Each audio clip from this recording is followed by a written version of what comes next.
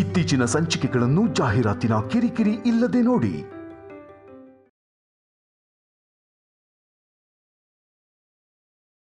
ಮೋಕ್ಷಜ್ಞ ಅನ್ನೋ ಹೆಸರಲ್ಲಿ ಪೂಜೆ ಮಾಡಿ ಪುರೋಹಿತರೆ. ಸರಿನಪ್ಪ. ಮೋಕ್ಷಜ್ಞ ಅಲ್ಲ, ಸಿದ್ಧಾರ್ಥ.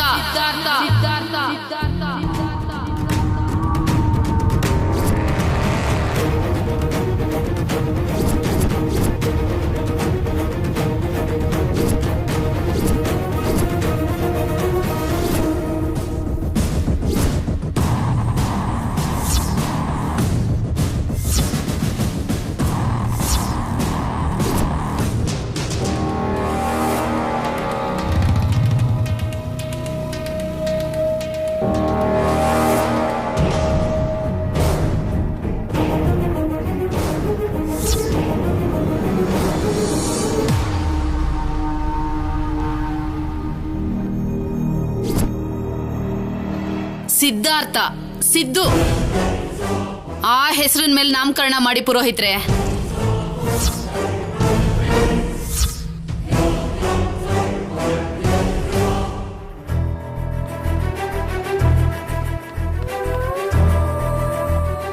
ಏನ್ ನೀನ್ ಹೇಳ್ತಾ ಇರೋದು?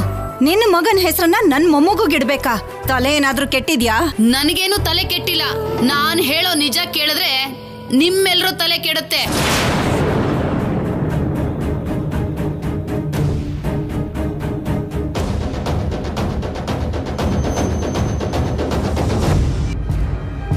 ಏನಾ ನಿಜ? ಕಲ್ಯಾಣಿ ಕೈಯಲ್ಲಿರೋ ಮಗುನ ನೋಡಿ ತನ್ ಮಗ ಅನ್ಕೊಂಡಿದ್ದಾನೆ ನಿನ್ ಮಗ. ನಿನ್ ಮೊಮ್ಮಗ ವಾರಸ್ದಾರ ಅಂತ ನೀನ್ ಅನ್ಕೊಂಡಿದ್ಯಾ. ಆದ್ರೆ ಅಲ್ಲ, ಇವನು ನನ್ ಮಗನ್ ರಕ್ತ.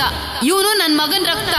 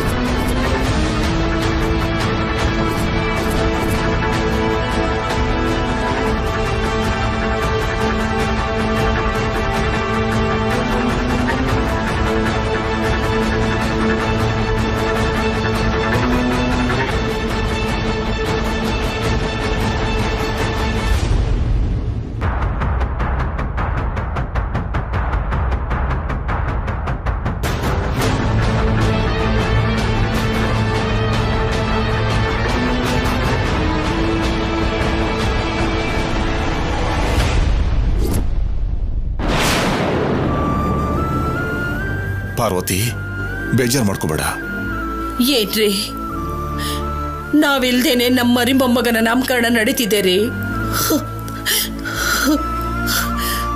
ನಾವು ಬೇಜಾರು ಮಾಡ್ಕೊಂಡ ತಕ್ಷಣ ನಡಿಬೇಕಾದ ಕಾರ್ಯ ನಿಲ್ಲುತ್ತಾ? ನಡೆದೇ ನಡೆಯುತ್ತೆ. ಪಾಪ ಅನುಪಮ ಮೊಮ್ಮಗನಿಗೆ ತೊಟ್ಲು ಬಂಗಾರದ ಉಡ್ದಾರ ಮಾಡಿಸಿದಾಳೆ ರೀ. ತುಂಬಾ ಖುಷಿ ಪಟ್ಟಿದ್ಲು. ಶೌರ್ಯ ಬೇಡ ಅಂತಿದ್ದ ಹಾಗೆ ನಾಮಕರಣಕ್ಕೆ ಹೋಗ್ಬೇಕು, ಮೊಮ್ಮಗನ ಮುದ್ದಾಡ್ಬೇಕು ಅನ್ನೋ ಕನ್ಸೆಲ್ಲ ಕಾಣೆ ಆಗ್ತಿದ್ದಾಗೆ ಒಂದೇ ಸಲಕ್ಕೆ ಮರಳಿನ ಮನೆ ಹಾಗೆ ಬಿದ್ದೋಯ್ತು ರೀ ಅವಳ ಆಸೆಗಳೆಲ್ಲ. ಪಾಪ ಎಷ್ಟು ನೋವು ಅನುಭವಿಸ್ತಿದ್ದಾಳೆ ರೀ ಅನುಪಮ. ಅನುಪಮ ಯಾವತ್ತೂ ಯಾರನ್ನೂ ಬೇರೆ ಮಾಡಿ ನೋಡಿಲ್ಲ. ಎಲ್ಲರೂ ತನ್ನವರೇ ಅನ್ಕೋತಾಳೆ. ಆ ನೋವನ್ನ ಸಹಿಸ್ಕೊಳಕ್ಕಾಗ್ದೆ ಬೆಳಗ್ಗೆ ಆಗ್ತಿದ್ದ ಹಾಗೆ ದೇವಸ್ಥಾನಕ್ಕೆ ಹೋಗಿದ್ದಾಳೆ.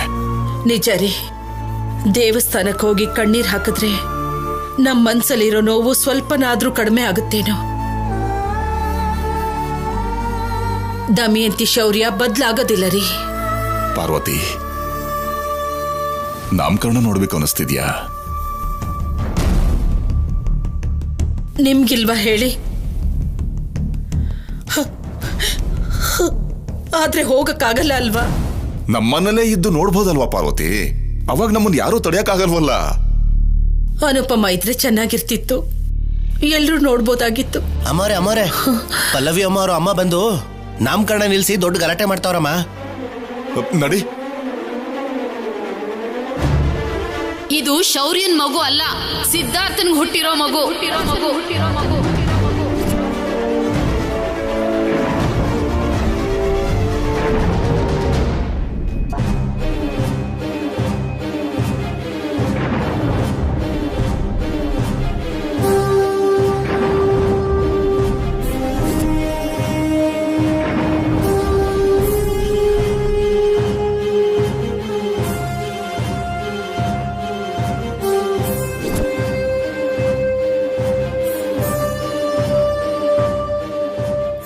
ಶೌರ್ಯ ಸಿದ್ದು ಮಗುನ ತನ್ ಮಗ ಅನ್ಕೊಂಡು ಪ್ರೀತಿ ಬೆಳೆಸ್ಕೊತಿದ್ದಾನೆ. ಸಾಕ್ ಮಾಡು ಮೀನಾಕ್ಷಮ್ಮ. ವಯಸ್ಸಲ್ಲಿ ದೊಡ್ಡವರಾಗಿರೋದಕ್ಕೆ ನೀನ್ ಇಷ್ಟೆಲ್ಲ ಮಾತಾಡ್ತಿದ್ರು ನಿನ್ ಕೆನ್ನೆಗಿನ್ನೂ ಬಾರಿಸ್ಲಿಲ್ಲ ಅಷ್ಟೇ.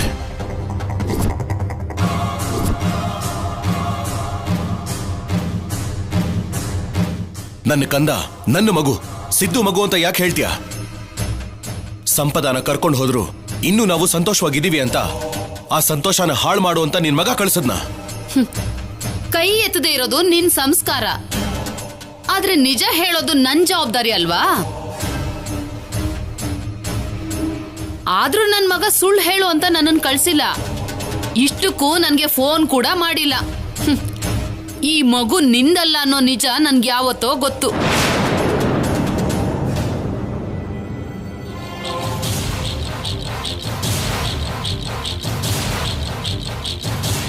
ಮಗ ದೂರ ಆದ್ನಲ್ಲ ಅನ್ನೋ ನೋವಲ್ಲಿ ಇಷ್ಟು ದಿನ ನನ್ನ ಮೊಮ್ಮಗುನ ನೋಡೋಕ್ ಬರ್ಲಿಲ್ಲ. ಹೆತ್ತ ಮಗನಂತೂ ನೋಡೋಕ್ ಆಗ್ತಿಲ್ಲ. ಕನಿಷ್ಠ ಮೊಮ್ಮಗುನಾದ್ರೂ ನೋಡ್ಕೊಂಡು ಹೋಗೋಣ ಅಂತ ಬಂದೆ. ಬಂದ್ಮೇಲೆ ತಾನೇ ಗೊತ್ತಾಗಿದ್ದು ನಾಮಕರಣ ಮಾಡ್ತಿದ್ದೀರಾ ಅಂತ. ಮೀನಾಕ್ಷಮ್ಮ ಅವರೇ, ಚಿಕ್ಕ ಮಗು ಮೇಲೆ ಆಪಾದನೆ ಬರೋ ಹಾಗೆ ಮಾಡ್ಬೇಡಿ. ಅಯ್ಯೋ, ಅದು ಹಾಗಲ್ಲಪ್ಪ. ಒಂದ್ಸಲ ಯೋಚನೆ ಮಾಡು. ನನ್ ಮೊಮ್ಮಗು ಅಲ್ದೇ ಇರೋನ್ನ ನನ್ ಮೊಮ್ಮಗು ಅಂತ ನಾನ್ ಯಾಕೆ ಹೇಳ್ತೀನಿ?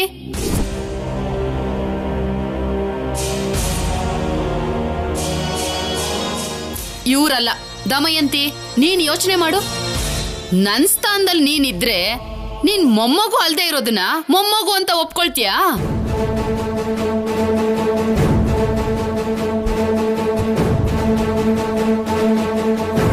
ನಿನ್ ಮೌನನೇ ಉತ್ತರ ಅಂತ ಅರ್ಥ ಆಯ್ತು ಬಿಡು. ಸಿದ್ದು ಸಂಪದ ಮದ್ವೆಗ್ ಮುಂಚೆನೆ ತುಂಬಾ ಪ್ರೀತಿಸ್ತಾ ಇದ್ರು ಶೌರ್ಯ.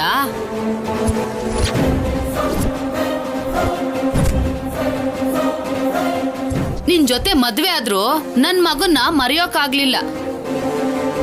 ಅವಾಗವಾಗ ಕದ್ದು ಮುಚ್ಚಿ ಭೇಟಿ ಮಾಡ್ತಾ ಇದ್ರು. ಒಂದಿನ ಸಿದ್ದು ಕಲ್ಯಾಣಿ ನಿಶ್ಚಿತಾರ್ಥ ಆದ್ಮೇಲೆ ಅವನು ಮುಚ್ಚಿಡೋಕಾಗ್ದೆ ಅಳ್ತಾ ನನ್ನ ಹತ್ರ ಹೇಳ್ದ, ಸಂಪದ ಹೋಟೆಲ್ ಬೆಳಿತಿರೋ ಮಗು ನನ್ ಮಗು ಅಮ್ಮ ಅಂತ.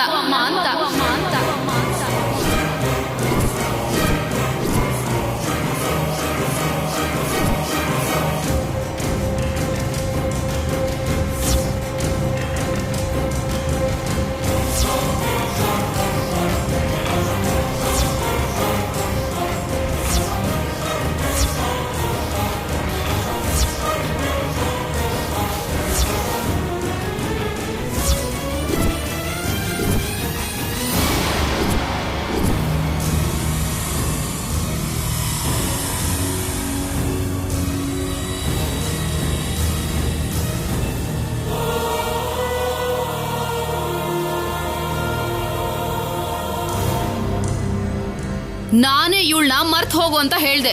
ನೀವು ಹೇಳ್ತಿರೋದೆಲ್ಲ ಕಟ್ಟುಕತೆ. ನಿಜ ಅನ್ನೋದಕ್ಕೆ ಪ್ರೂಫ್ ಏನಿದೆ? ನನ್ ಮಗನ್ ಮೇಲೆ ಸಂಪದಾಗಿರೋ ಪ್ರೀತಿನೇ ನಿಜ ಅನ್ನೋದಕ್ಕೆ ಪ್ರೂಫು.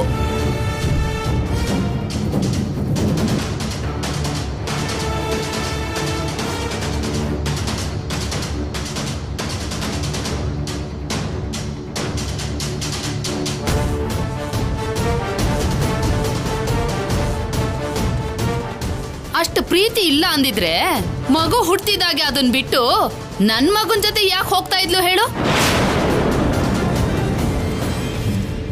ನೋಡು ಶೌರ್ಯ, ಇವನು ನನ್ ಮೊಮ್ಮಗ ಅನ್ನೋದು ನಿಜ. ನಂಬಬೇಕೋ ಬೇಡವೋ ಅನ್ನೋದು ನಿನ್ನಿಷ್ಟ.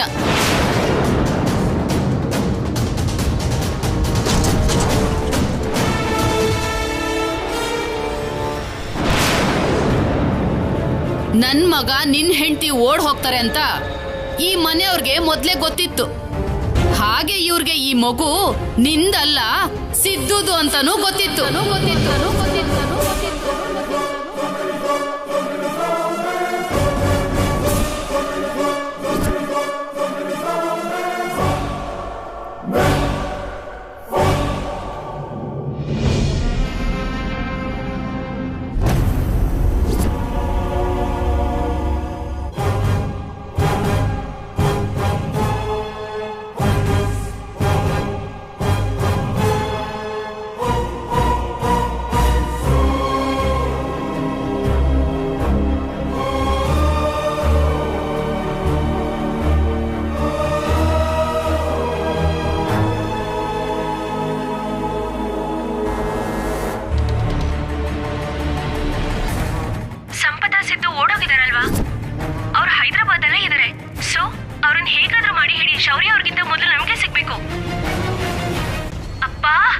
ಅದನ್ನ ಆಮೇಲೆ ಹೇಳ್ತೀನಿ.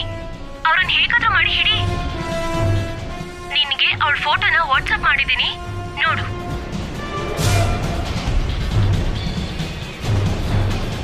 ಹೋಗ್ಲಿ, ಸಿದ್ಧಾರ್ಥ್ ಅಂತ ಇಡಿ. ಸಿನಿಮಾ ಹೀರೋ ತರ ಸ್ಟೈಲ್ ಆಗಿರುತ್ತೆ. ಹೇಗಿದ್ರು ಎಲ್ಲರ ಬಾಯಲ್ಲೂ ಅದ್ ಬರ್ತಾ ಇದೆ ಅಲ್ಲ. ನಿಜಾನೇ, ಕಲ್ಯಾಣಿಗೆ ಎಲ್ಲ ಗೊತ್ತು.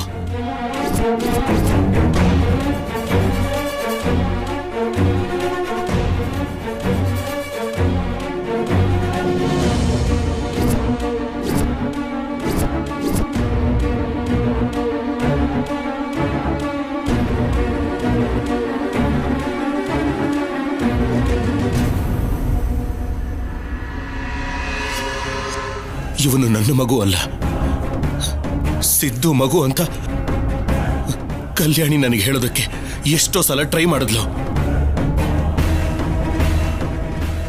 ನಾನೇ ಹುಚ್ಚಿನ ಹಾಗೆ ಅರ್ಥ ಮಾಡ್ಕೊಳ್ದೆ ಸುಮ್ಮನಿದ್ಬಿಟ್ಟೆ. ಆಫೀಸರ್, ನೀವು ಏನ್ ಹೇಳ್ತಾ ಇದ್ದೀರೋ ನನಗೆ ಅರ್ಥ ಆಗ್ತಿಲ್ಲ. ನಾಟಕ ಮಾಡಬೇಡ ಕಲ್ಯಾಣಿ.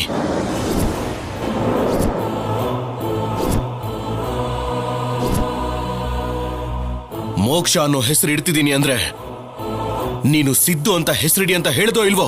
ನೀವು ನಮ್ಮ ಅಜ್ಜಿಗೆ ಬೈದ್ರಿ ಅಂತ ಕೋಪದಲ್ಲಿ ಹಾಗೆ ಹೇಳ್ದೆ ಅಷ್ಟೇ. ಹಾ, ಕೋಪದಲ್ಲಿ ಅಂದಿದ್ದಕ್ಕೇನೆ ನಿಜ ಹೊರಗಡೆ ಬಂದಿದೆ. ಆಫೀಸರ್, ನಾನು ಹೇಳ್ತಿರೋದು ನಿಜ. ಸಿದ್ದು ಸಂಪದ ಪ್ರೀತಿ ಮಾಡ್ತಿದ್ರು ಅನ್ನೋದು ನಿಜಾನೇ. ಆದ್ರೆ ಸಿದ್ದು ಅವರಮ್ಮ ಹೇಳ್ತಿರೋ ಹಾಗೆ ಸಂಪದ ಅಂತ ತಪ್ಪು ಮಾಡಿರೋದಿಲ್ಲ. ಸಿದ್ದು ಅವರಮ್ಮ ಹೇಳ್ತಿರೋದೆಲ್ಲ ಸುಳ್ಳು ಆಫೀಸರ್. ಇದು ತುಂಬಾ ಚೆನ್ನಾಗಿದೆ ಕತೆ. ಅಷ್ಟಕ್ಕೂ ನೀನ್ ಅವ್ರಿಬ್ಬರನ್ನ ಓಡ್ ಹೋಗಿ ಅಂತ ಬಲವಂತ ಮಾಡದೇ ಇದ್ದಿದ್ರೆ ಅವ್ರು ಹೊರಟೋಗ್ತಿದ್ರಾ? ನೀನ್ ಮಗುನ ನೋಡ್ಕೋತೀನಿ ಅನ್ನೋ ಭರವಸೆ ಕೊಡ್ಲಿಲ್ಲ ಅಂದಿದ್ರೆ ಹುಟ್ಟಿದ ತಕ್ಷಣ ಮಗುನ ಬಿಟ್ಟು ಯಾಕೆ ಹೋಗ್ತಿದ್ಲು? ಇಷ್ಟು ಅರ್ಥ ಮಾಡ್ಕೊಳ್ದೆ ಇರೋಷ್ಟು ಬುದ್ಧಿ ಇಲ್ದೇ ಇರೋರಲ್ಲ ನಾವು. ನಿಮ್ಮತ್ತೆ ಮತ್ತೆ ಶೌರ್ಯಗೆ ಇಷ್ಟೊತ್ತಿಗೆ ಎಲ್ಲ ಅರ್ಥ ಆಗಿರುತ್ತೆ.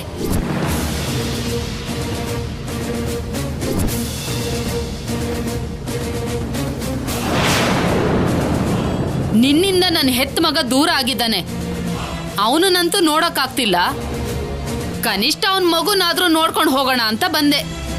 ಸಿದ್ದು ಅಂತ ಹೆಸರಿಟ್ರೆ ಇವನಲ್ಲಿ ನನ್ ಮಗುನ ನೋಡ್ಬೋದು ಅಂತ ಬಂದೆ ಶೌರ್ಯ.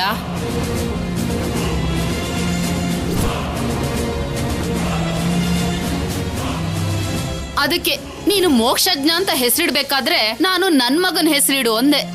ಮಗುನ ನಿಮ್ ಹತ್ರನೇ ಇಟ್ಕೊಳ್ಳಿ.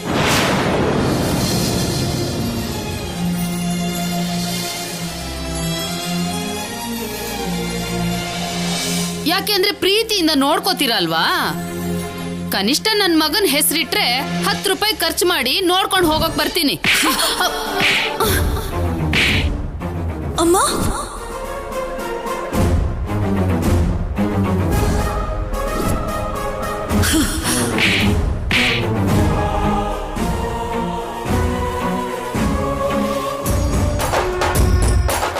ಇನ್ನೊಂದು ಮಾತು ಮಾತಾಡ್ದೆ ಅಂದ್ರೆ ನಿನ್ನಿಲ್ಲೇ ಸಾಯಿಸ್ಬಿಡ್ತೀನಿ.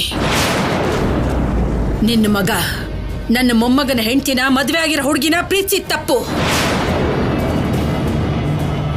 ಹಸುಗೂಸಿನ ತಾಯಿನ ಕರ್ಕೊಂಡು ಹೋಗಿರೋದು ಅದಕ್ಕಿಂತ ದೊಡ್ಡ ತಪ್ಪು. ಅವನ್ ಮಾಡಿರೋ ಕೆಲ್ಸಕ್ಕೆ ಈ ಮನೆನೇ ಅಲ್ಲೋಲ ಕಲ್ಲೋಲ ಆಗಿದೆ. ಆದ್ರೂ ಇನ್ನೂ ಸಾಲಲ್ಲ ಅನ್ನೋ ಹಾಗೆ ನೀನ್ ಬಂದು ಇಲ್ಲ ಸಲ್ಲದನ್ನ ನಂಬೋ ಹಾಗೆ ಹೇಳ್ತಾ ನನ್ನ ಮೊಮ್ಮಗನಿಗೆ ಅನುಮಾನಗಳು ಹುಟ್ಟೋ ಹಾಗೆ ಮಾಡ್ಬೇಡ.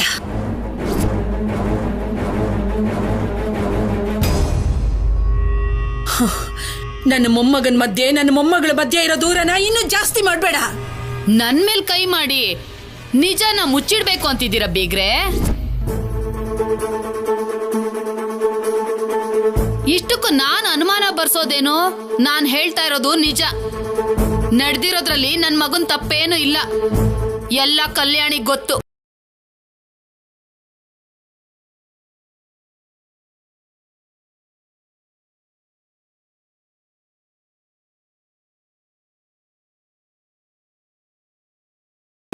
ಅವನೊಬ್ಬ ಮೂರ್ಖ ಅಂತ ಗೊತ್ತಿದ್ದು ಕೂಡ ಇನ್ನು ಅವನ ವಹಿಸ್ಕೊಂಡ್ ಬರ್ತಿದ್ಯಲ್ಲ, ಬುದ್ಧಿ ಇಲ್ವಾ ನಿನ್ಗೆ? ಏನ್ ಜೀವನನೇ ನಿಂದು? ನಿನ್ ಮಗ ಇನ್ನೊಬ್ಬನ ಹೆಂಡತಿನ ಕರ್ಕೊಂಡು ಹೊರಟೋದ? ನಿನ್ ಮಗಳು ನಮ್ಮನೇಲಿ ಕಳ್ತನ ಮಾಡ್ತಿದ್ದಾಳೆ. ನಾನ್ ಬೆಳೆಸಿದ ರೀತಿ ಬಗ್ಗೆ ಮಾತಾಡೋದಲ್ಲ, ನೀವು ಬೆಳ್ಸಿರೋ ರೀತಿ ಹೇಗಿದೆಯೋ ನೋಡ್ಕೊಳ್ಳಿ ಬೀಗ್ರೆ. ಮಗ ಏನೋ ಮನೇಲಿ ಹೆಂಡತಿನ ಇಟ್ಕೊಂಡು ಬೀದಿಲಿ ಪ್ರಿಯತಮೆನ ಇಟ್ಕೊಂಡು ಮದ್ವೆ ಮಾಡ್ಕೊಂಡು ಹೋಗಿ ಇಲ್ಲಿ ನೋಡಿ ನಿಮ್ಗೆ ಮುದ್ದಿನ ಮೊಮ್ಮಗಳನ್ನ ಕೊಟ್ಟಿದ್ದಾರೆ.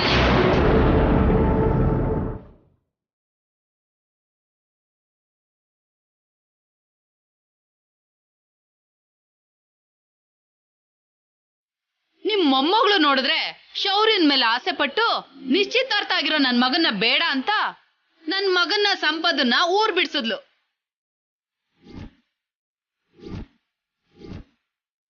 ನೀವು ಬೆಳ್ಸಿರೋ ರೀತಿ ನೋಡಿದ್ರೆ ನಾನ್ ಬೆಳ್ಸಿರೋ ರೀತಿನೇ ಚೆನ್ನಾಗಿದೆ ಬೀಗ್ರೆ.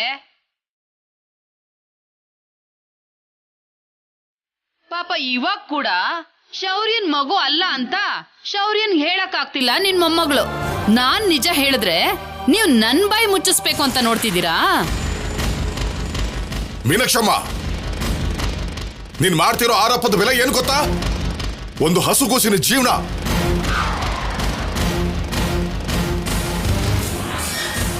ಈಗಲೂ ಮಿಂಚೋಗಿರೋದೇನಿಲ್ಲ. ಇಲ್ಲಿವರೆಗೂ ಹೇಳಿದ್ದು ಸುಳ್ಳು ಅಂತ ಹೇಳಿ ಮರ್ಯಾದೆಯಾಗಿ ಮನೆಯಿಂದ ಹೊಟ್ಟೋಗು.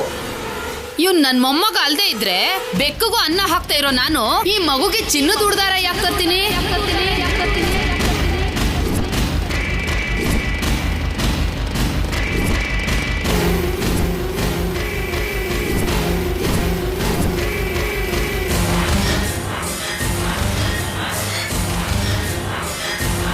ಎಲ್ಲಿ ನಿನ್ ಕೈಯಲ್ಲಿ ಇಲ್ವಲ್ಲ? ನೆನ್ನೆನೆ ಅನುಪಮ ಕಲ್ಯಾಣಿ ಕೈಗೆ ಸಿಗೋ ಹಾಗೆ ಮಾಡ್ದೆ. ಅವರು ಮಗುಗೆ ಹಾಕ್ತೀನಿ ಅಂತ ಹೇಳಿದ್ರು. ನನ್ ಪ್ರಕಾರ ಈಗಾಗ್ಲೇ ಮಗುಗ್ ಹಾಕಿರ್ತಾರೆ.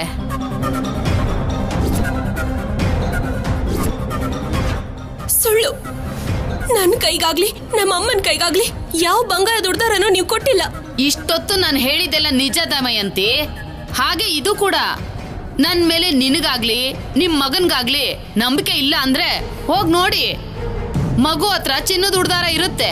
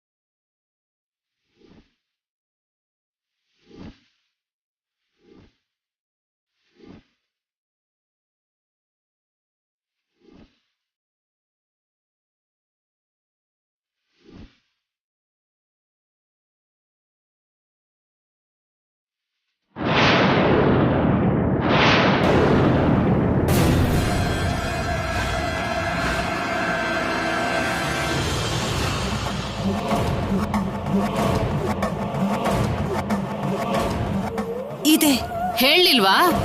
ನಾನು ಹೇಳ್ದಾಗೆ ಇದೆ ತಾನೆ? ಇವಾಗ ಹೇಳಿ ಯಾರ್ ನಾಟಕ ಮಾಡ್ತಿದ್ದಾರೆ ಅಂತ.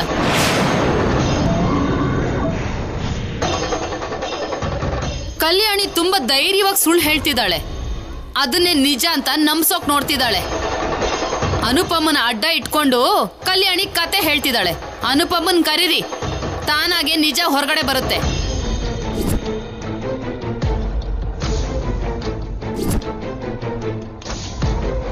ಅನುಪಮ ಬೆಳಗ್ಗೆನೆ ದೇವಸ್ಥಾನಕ್ಕೆ ಹೋಗಿದ್ದಾಳೆ. ಹೋಗಲ್ವಲ್ಲ? ಅನುಪಮ ನಾಮಕರಣಕ್ಕೆ ಬರ್ತೀನಿ ಅಂತ ಹೇಳಿದ್ಲು. ದಮಯಂತಿ, ನನ್ಗೆ ಯಾಕೋ ಅನುಮಾನ ಬರ್ತಿದೆ. ಅನುಪಮ ಇಲ್ಲೇ ಎಲ್ಲೋ ಇರ್ಬೇಕು ಅಂತ.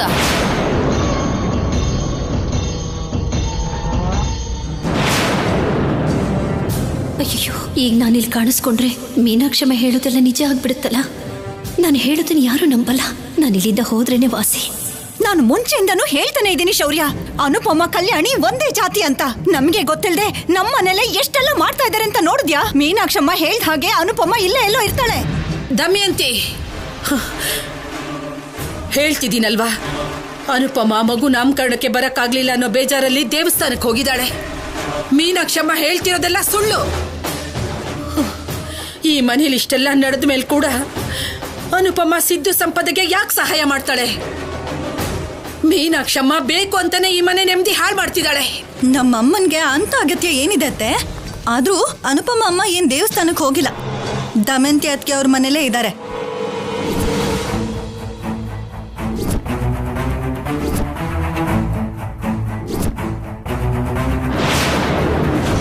ಅಯ್ಯೋ ಭಗವಂತ, ಹೋಗೋಕ್ ದಾರಿನೇ ಗೊತ್ತಾಗ್ತಿಲ್ಲ, ಹೇಗ್ ತಪ್ಪಿಸ್ಕೊಳ್ಳಿ?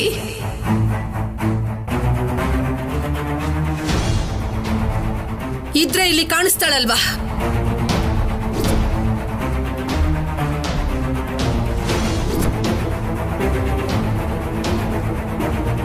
ಕಾಣಿಸದ್ಲು.